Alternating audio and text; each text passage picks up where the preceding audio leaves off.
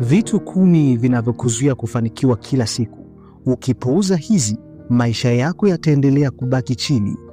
Jambo la msingi ambalo unatakiwa ulitambue, kila siku ni fursa mpya ya kuchukua hatua kuelekea mafanikio yako, lakini wengi wetu tunashindwa kufanikisha malengo yetu kwa sababu ya vizuizi vilivyojificha kwenye maisha yetu ya kila siku. Hizi ndizo sababu 10 zinazoweza kuzuia maendeleo yako bila hata kujua, na ikiwa utapuuza, maisha yako yataendelea kuwa chini bila kuendelea mbele. Kabla tujaendelea na somo letu la leo, kama bado hujasubscribe, basi nikupe pole, kwa sababu watu wote makini na wanaopenda kujifunza tayari wamesha subscribe katika channel yetu hii ya Nguvu ya Maono Media. Ili nawe uwe miongoni mwa watu makini na wanaopenda kujifunza, basi hakikisha una subscribe kisha unabonyeza kitufe cha alama kengele. Kwa kufanya hivyo, utakuwa miongoni mwa watu makini na wanaopenda kujifunza. Twende moja kwa moja tukaangalie vitu 10 vinavyokuzuia kufanikiwa kila siku. Namba 1, ukosefu wa malengo yaliyo wazi. Kukosa kuelewa unachotaka kunafanya juhudi zako kuwa zisizo na mwelekeo. Bila malengo maalum, utatumia muda na nguvu kwa shughuli zisizo na tija. Jambo la kufanya, andika malengo yako kwa maandishi, weka muda wa kuyafanikisha na hakikisha yanalingana na ndoto zako kubwa. Kwa hiyo ni jambo la kwanza. Watu wengi wanatamani kufanikiwa lakini hawana malengo. Kitu cha msingi ambacho unatakiwa utambue, huwezi kufanikiwa kama huna malengo. Kwa hiyo kama wewe ni mtu ambaye huna malengo, basi hakikisha unaandika malengo yako kwa maandishi. Hakikisha unaandika unataka ufanikishe kitu gani na kitu gani. Yaandika yale malengo yako. Na ukishaandika malengo yako, baada ya kuandika malengo yako yote, weka muda wa kuyafanikisha. Ukishaweka muda wa kuyafanikisha, hakikisha hayo malengo ambayo unaandika yanalingana na ndoto zako kubwa. Lakini jambo la pili ambalo linazuia watu wengi kufanikiwa ni kutokutumia wakati kwa uangalifu. Jambo la msingi ambalo utakuwa utambue, kila dakika inayopita bila kupanga ni fursa iliyopotea. Kutumia muda bila kipaumbele kuna kufanya uendelee kubakia hatua ya chini bila maendeleo makubwa.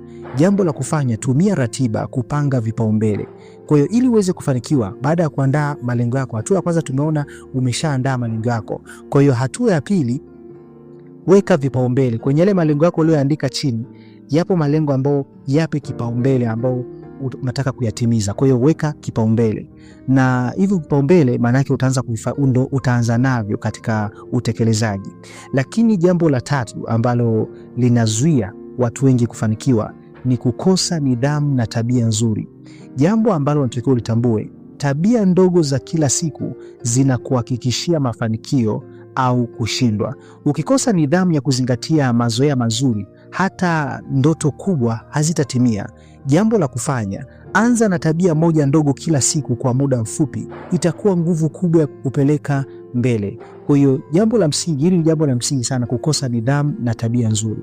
Huwezi ukafanikiwa ukiwa hauna nidhamu katika muda, ukiwa huna nidhamu katika fedha. Kama labda unataka kufanikiwa kiuchumi au unataka kufanikiwa kibiashara, lazima uwe na nidhamu katika fedha, uwe na nidhamu ya muda na vitu kama hivyo. Mafanikio yamefungwa ndani ya muda. Kwa hiyo lazima uwe na nidhamu.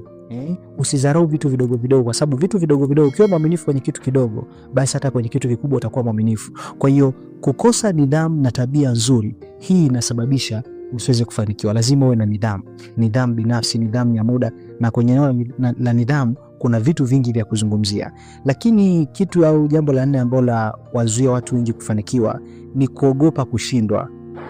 Wengi wetu tunasita kujaribu mambo mapya kwa sababu ya hofu ya kushindwa. Kuogopa kushindwa kunazuia maendeleo yako ya kweli. Jambo la kufanya, tazama kushindwa kama sehemu ya mafanikio. Kila jaribio ni fundisho, si mwisho. Kwa hiyo hii ni jambo ambalo watu wengi sana wanashindwa kufanikiwa kwa sababu ya kuogopa kushindwa. Mtu anataka kuanza, anakuwa ana idea kubwa na mawazo makubwa juu ya biashara na mawazo makubwa kwenye juu ya kitu fulani, lakini anakuwa anaogopa kushindwa. Anasema hivi nikifanya hivi katokea nimeanguka, au nikifanya hivi katokea hii biashara imefeli, au nikifanya kitu hichi katokea nimeshindwa. Kwa hiyo hii jambo hili lawafanya watu waendelee kubakia kwenye umaskini, kuogopa kushindwa. Kwa hiyo jambo la msingi, kuogopa kushindwa kunazuia maendeleo yako ya kweli. Kwa hiyo jambo la kufanya, tazama kushindwa kama sehemu ya mafanikio. Kila jaribio ni fundisho, si mwisho. Lakini jambo la 5 ambalo linasababisha watu wengi na wafanya wanashindwa kufanikiwa ni kuzungukwa na watu wasiokutia moyo. Marafiki na wenzio wanaoeneza hasi au kudhoofisha ndoto zako wanaweza kukurudisha nyuma. Kwa hiyo jambo la kufanya, tafuta watu wanaokuinua, wazoefu au wenye mtazamo chanya. Hii itachochea ukuaji wako kila siku. Kwa hiyo hii ni jambo la msingi sana. Watu wengi sana wanatamani kufanikiwa, lakini wanashindwa kwa sababu wamejizungusha na watu ambao wanawakatisha tamaa. Unaweza kuwa una rafiki yako, kila unapojaribu kutaka kufanya jambo fulani, yeye ndo anakuwa mtu wa kwanza kukatisha tamaa. Yeye ndo anakuwa mtu wa kwanza kuambia hii haiwezekani, hii hautatoboa, hii hapo utafeli tu, hapa hamna kazi, wewe huwezi ukafanya jambo hili. Ukiwa umejizungusha na watu wanaokukatisha tamaa, basi mafanikio utayasikia kwenye bomba tu, huwezi ukafanikiwa kwa namna hiyo. Kwa hiyo jambo la msingi ambao unatakiwa ulifanye, jizungushe na watu chanya, watu ambao wanaweza kukuinspire, watu ambao wanaweza kukuencourage, watu ambao wanaweza kuambia hapa utafanikiwa, watu ambao wanaweza kuambia hapa utatoboa, watu wanaweza kukupush, watu ambao wanaweza kukupa mawazo chanya ambayo yatakusaidia. Lakini jambo la 6 ambalo wafanya watu wengi wasifanikiwe ni ukosefu wa elimu na ujuzi unaohitajika. Ukosefu wa elimu na ujuzi unaohitajika. Hapa unazuia mafanikio yako kwa kukosa kujifunza stadi mpya zinazohitajika. Dunia inabadilika na ukikosa kuendelea kujifunza unasalia nyuma. Jambo la kufanya, jifunze kila siku. Kitabu, kozi au hata video za elimu vinaweza kubadilisha maisha yako. Kwa hiyo hili ni jambo la msingi sana. Ukitaka kufanikiwa ni endelea kujifunza, kwa sababu kila siku mambo yanabadilika. Kwa hiyo endelea kujifunza kila siku. Ukitaka ufanikiwe, ufanye jambo kwa ubora zaidi, endelea kujifunza kila siku. Usistaafu kwenye kujifunza. Lakini jambo la 7 ambalo linawazuia watu wengi kufanikiwa ni kutokujali afya yako. Kushindwa mara nyingi huanzia kwa kutokujali mwili na akili.